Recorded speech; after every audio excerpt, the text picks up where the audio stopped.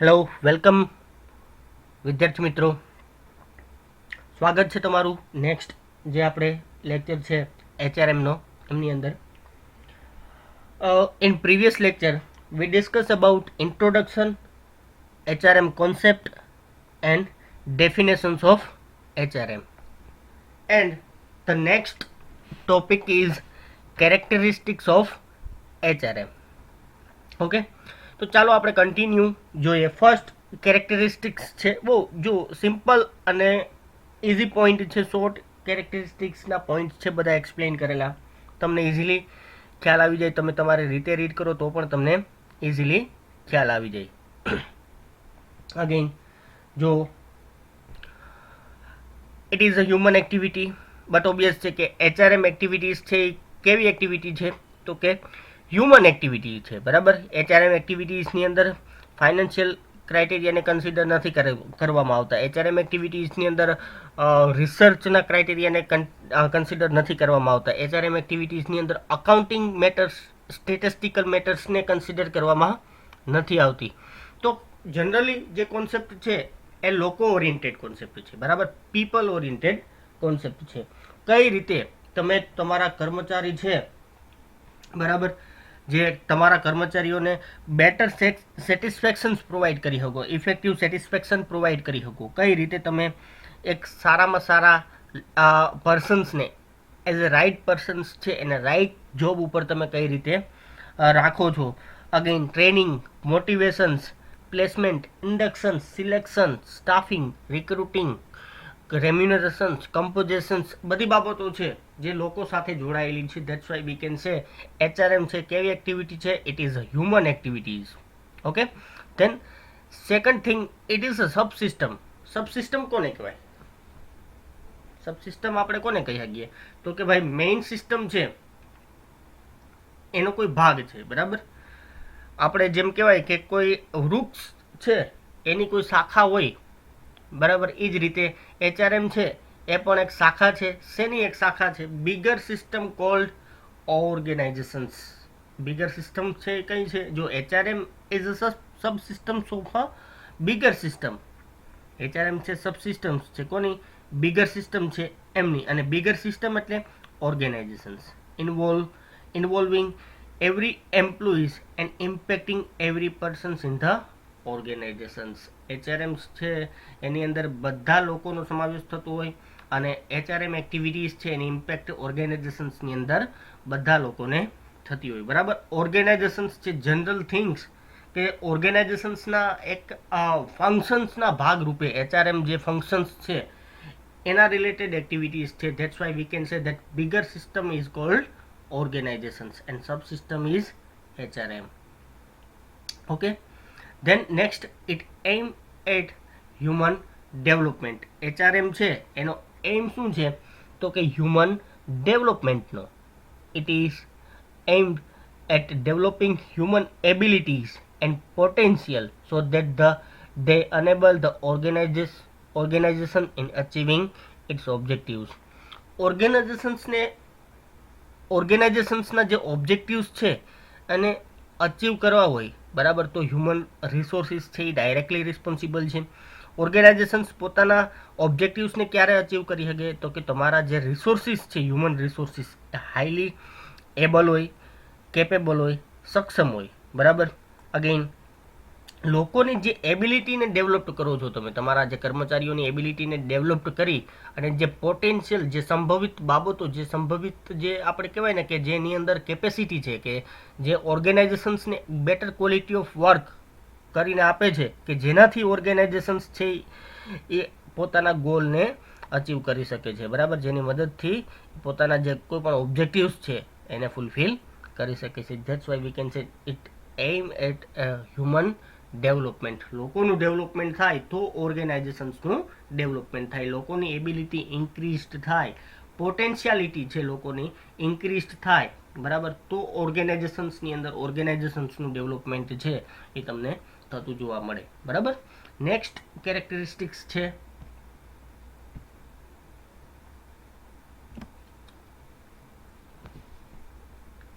જો it consider human being as a distinct from other resources.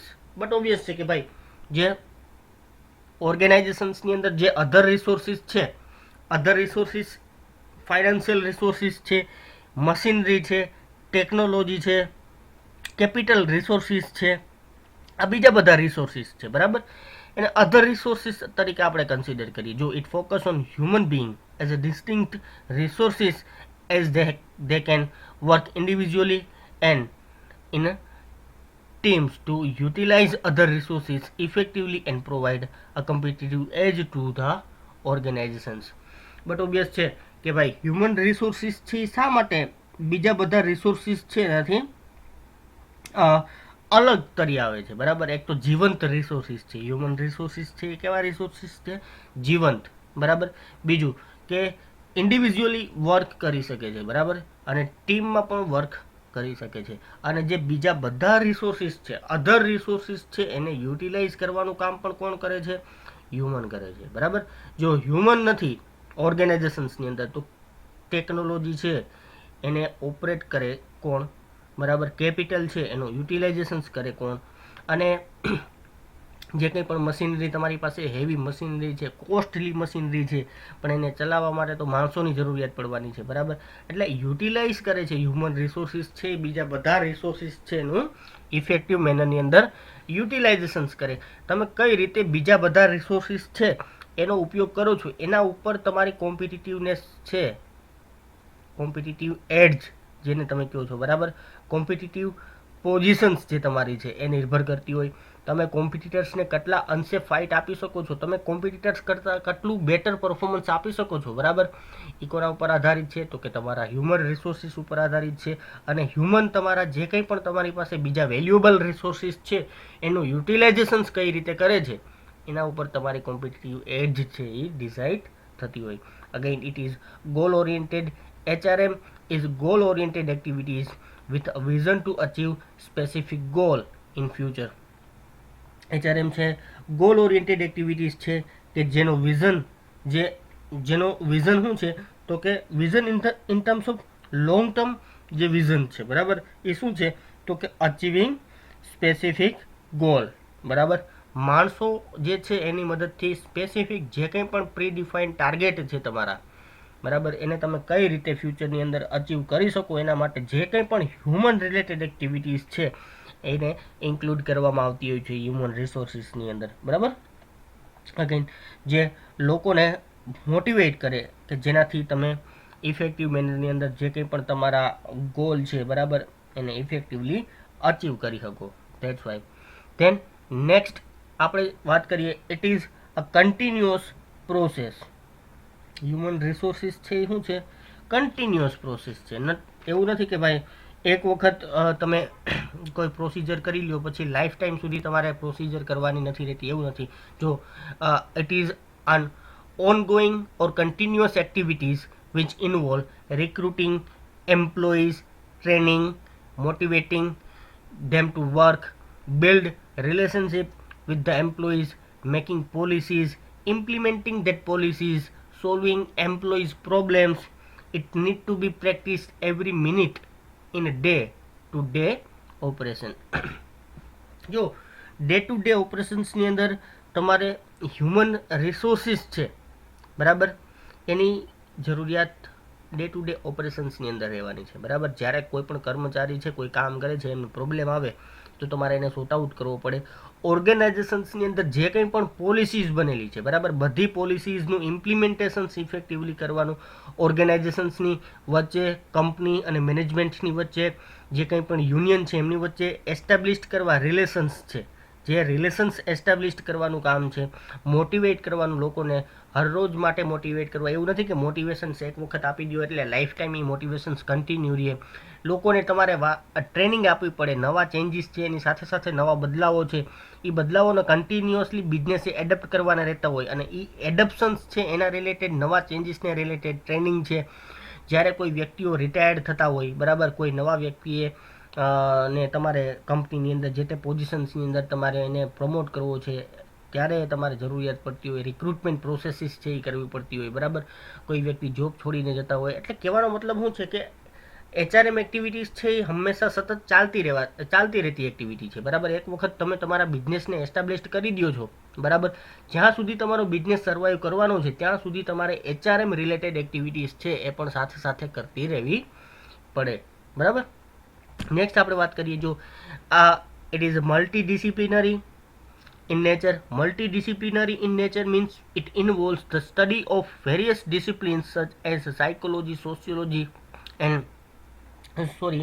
psychology, sociology, and semantics exactly નહીં, પણ by mistake અને મારાથી કંઈક સ્પેલિંગ મિસ્ટેક થયેલી છે, જોઈ લો એક જસ્ટ મિનિટ. હા, ઇટ ઇઝ મલ્ટીડિસિપ્લિનરી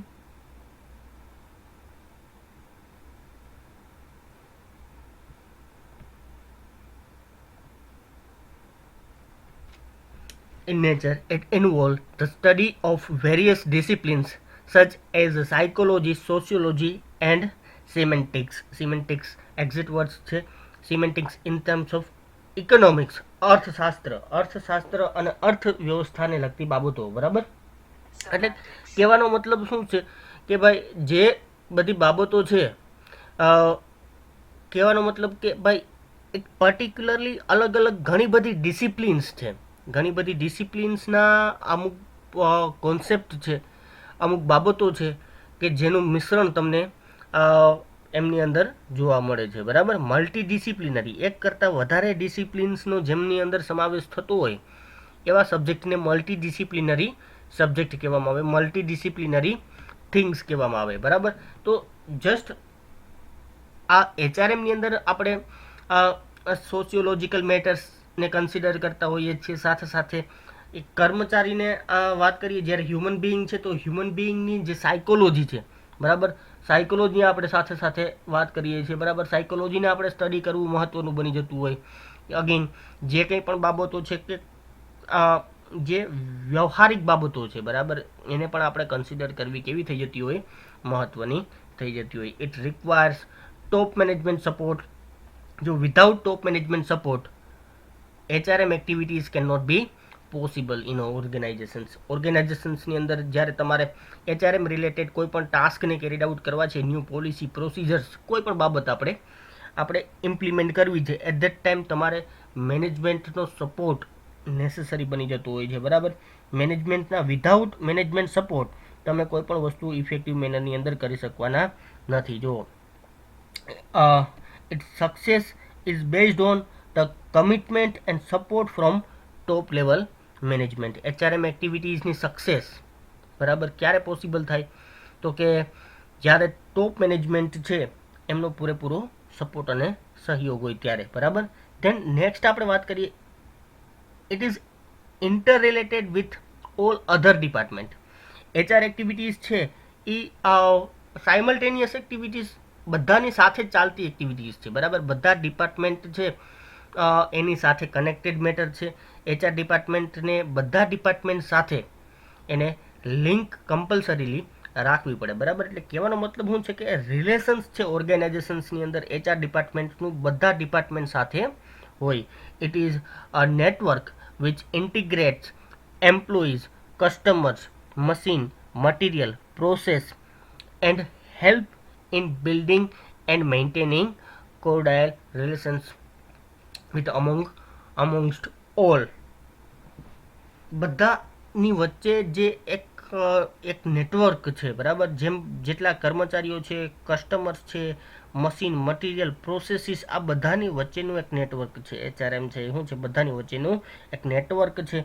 અને કઈ રીતના સારા રિલેશન્સ છે એ બિલ્ડ થાય અને કઈ રીતના બધાની વચ્ચે એક પ્રકારે લિંક મેન્ટેન રહે, એક ઇન્ફોર્મેશન્સનો ફ્લો મેન્ટેન રહે, બરાબર. અને બધાના રિલેશન્સ છે સુમેળ ભર્યા એમની સાથે મેન્ટેન રહે, એના માટે એચઆરએમ છે રિસ્પોન્સિબલ છે, બરાબર. ધેન નેક્સ્ટ આપણે વાત કરીએ જે પોઈન્ટ છે એની, ઓકે, નથી, સોરી, અપ ટુ ધેટ અહીંયા સુધીનો પોઈન્ટ છે. નેક્સ્ટ જે પોઈન્ટ આપેલો છે એ છે સિગ્નિફિકન્સ ઓફ એચઆરએમ. સાથે સાથે આપણે કન્ટિન્યુ કરીએ. સિગ્નિફિકન્સના પોઈન્ટ બહુ ઓછા આપેલા છે, આપણે ડિસ્કસ કરી લઈએ આમની સાથે. જો HRM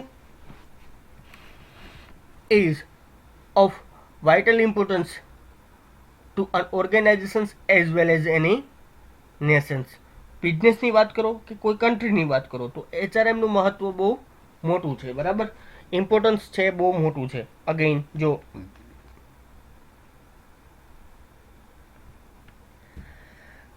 it helps in attainment of the objectives of any organizations or a nations.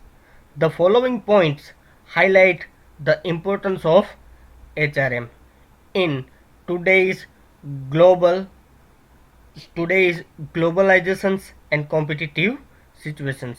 જે અત્યારનો જે સમય છે ગ્લોબલાઇઝેશન્સની વાત કરીએ અને જે કંઈ પણ માર્કેટની અંદર તમને કોમ્પિટિશન્સ જોવા મળે છે, બરાબર, તો એને ધ્યાનમાં રાખી અને આપણે વાત કરીએ તો એનું મહત્ત્વ નીચે મુજબનું છે, બરાબર.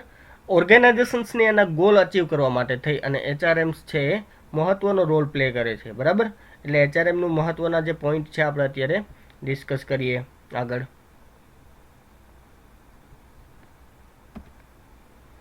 જો સોરી જસ્ટ સેકન્ડ, હા.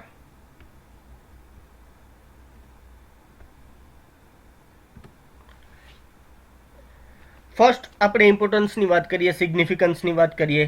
It helps in effective utilisations of human resources by motivating them toward the work and organisations and retaining them in the organizations.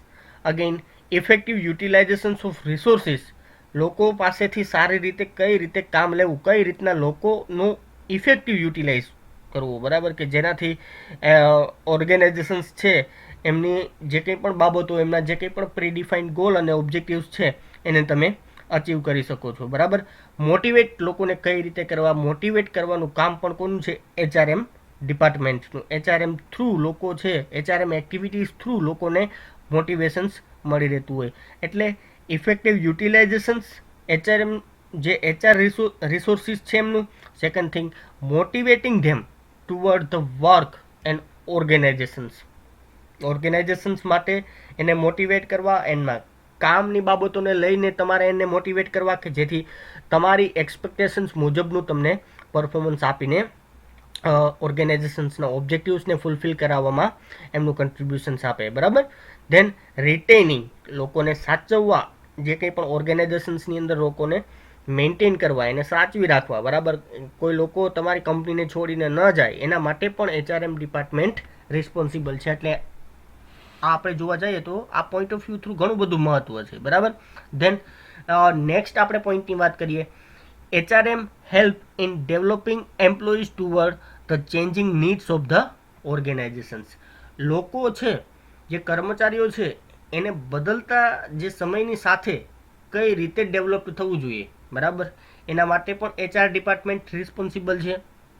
With the help of HR activities, જે સિનારીઓ જે change થતો જાય છે દિવસે ને દિવસે, બરાબર, એની સાથે સાથે લોકોની અંદર પણ ચેન્જીસ છે એ નેસેસરી બની જતા હોય. તો આ જે ચેન્જીસની સાથે તમે કોપ ઓફ કરી અને ઇફેક્ટિવલી તમારા પરફોર્મન્સને મેન્ટેન રાખી શકો એના માટે એચઆર ડિપાર્ટમેન્ટ છે એક્ટિવલી વર્ક કરતું હોય છે, બરાબર. એટલે એનું મહત્ત્વ ઘણું બધું છે.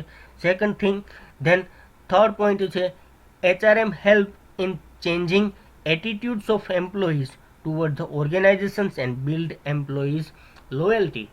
એમ્પ્લોઈઝ છે એની લોયલ્ટી બિલ્ડ કરવી હોય તો લોયલ્ટી બિલ્ડ કરવા માટે કોઈ સિંગલ એફર્ટ્સ છે પૂરતો નથી. લોયલ્ટી બિલ્ડ કરવા માટે ઘણા બધા એફર્ટ્સ છે કેરીડ આઉટ કરવામાં આવતા હોય, ઘણી બધી પોલિસી પ્રોસિજર થ્રુ કર્મચારીઓને નીકળવાનું થતું હોય, બરાબર.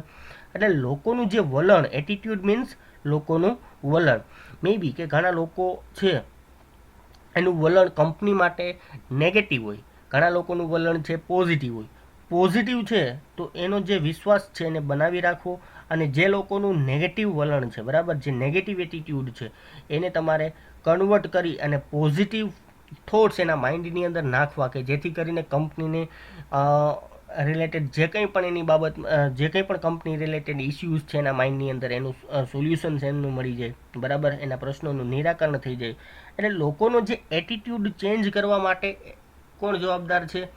એચઆરએમ. અને લોકો છે હાઈલી પોઝિટિવ એટીટ્યૂડને પોઝેસ કરે છે, ધેટ મીન્સ કે કંપની માટે એ કર્મચારીઓ છે કેવા બની જાય, લોયલ બની જાય, પ્રામાણિક બની જાય, બરાબર. એની પ્રામાણિકતાને કંપનીને સારું performance, better quality of performance છે એના બદલામાં કંપનીને આપે અને કંપની સાથે કન્ટિન્યુઅસલી મેન્ટેન રહે, બરાબર. તો આ કામ પણ કોનું છે, HR ડિપાર્ટમેન્ટનું છે, બરાબર. ધેન નેક્સ્ટ આપણે વાત કરીએ પોઈન્ટની, HRM ensure that high dignity of employees at workplace is maintained. જો કંપનીના કર્મચારીઓનું જે માન સન્માન છે એ પણ વર્કપ્લેસ ઉપર મેન્ટેન રહે, બરાબર. એના માટે પણ HRM છે એ ઘણી બધી બાબતો છે એને કન્સિડર કરી અને એક્ટિવિટીઝ છે કરે. જ્યારે કર્મચારીઓની ડિગ્નિટી મેન્ટેન રહેતી હોય વર્કપ્લેસ ઉપર, એટલે સાથે સાથે મોટિવેશન્સ છે, લોયલ્ટી છે, બરાબર, પ્રોડક્ટિવિટી છે, આ બધી બાબતો ઉપર એની ઘણા પ્રમાણમાં ઇમ્પેક્ટ જોવા મળતી હોય, બરાબર. ધેન નેક્સ્ટ પોઈન્ટ છે, it provide an environment for developing creativity, new ideas at the workplace. HRMની અંદર લોકોને અમુક પ્રકારના સ્કોપ પ્રોવાઈડ કરવામાં આવતા હોય with the help of HR activities. તમે લોકોને સ્કોપ આપો છો કે જેના થ્રુ એની કોઈ પણ નવી બાબતો, એની કોઈ નવી સ્કિલ છે કે જેનો ઇફેક્ટિવ યુટિલાઇઝેશન્સ કરી શકે, જેથી પોતાનું ઓન ડેવલપમેન્ટ કરી શકે, બરાબર. સાથે સાથે ક્રિએટિવિટી માટેના સ્કોપ પણ કર્મચારીઓ પાસે હોય. ક્રિએટિવિટી એટલે તો કે જે કંઈ પણ પોટેન્શિયલ એબિલિટી એની અંદર છે કે જેનાથી તમે કંઈક નવું યુનિક કરો છો, બરાબર.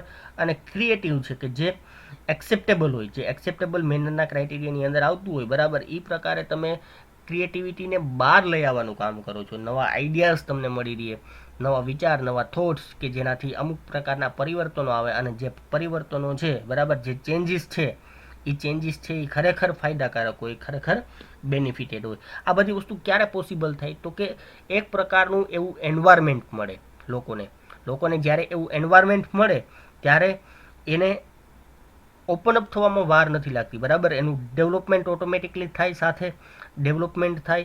એ સિવાય પણ એની પાસેથી જ્યારે તમે કોઈ પણ વસ્તુ માટે એને છૂટછાટ આપો છો ત્યારે પોતાના ઓન ક્રિએટિવ બ્રેઇન, જે ક્રિએટિવ થોટ્સ છે એનો ઉપયોગ કરે છે અને ક્રિએટિવ થોટ્સ છે એને તમે એક્સેપ્ટ કરો છો, બરાબર. ત્યારે ન્યૂ આઈડિયાઝ છે નીકળતા રહી અને નવા ચેન્જીસ છે થતા રહેતા હોય, બરાબર. તો આ બાબત માટે પણ HRM responsible છે. It provide proper work environment so that the capabilities of people are effectively utilized. એક પ્રોપર વર્ક એન્વાયરમેન્ટ ઓર્ગેનાઇઝેશન્સની અંદર ઇફેક્ટિવ મેનરની અંદર કોઓર્ડિનેશન્સ છે, બરાબર. લોકોની વચ્ચે કોઈ પણ પ્રકારના મતભેદ નથી, વિધાઉટ એની ક્લેશ લોકો કામ કરે છે, બરાબર. ઇફેક્ટિવ અને પ્રોપર મેનરની અંદર એટમોસ્ફિયર છે કે જ્યાં તમને જે રિક્વાયર્ડ ફેસિલિટીઝની જે રિક્વાયરમેન્ટ છે એ બધી રિક્વાયરમેન્ટ તમારી ફૂલફિલ થતી હોય. તમે એવા વર્ક પ્લેસ ઉપર કામ કરો છો કે જ્યાં તમને કામ કરવું ગમે છે, બરાબર.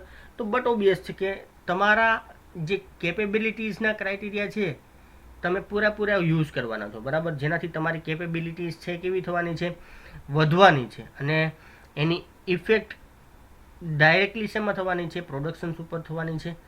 કેપેબિલિટીઝને ઇન્ક્રીઝ કરવાથી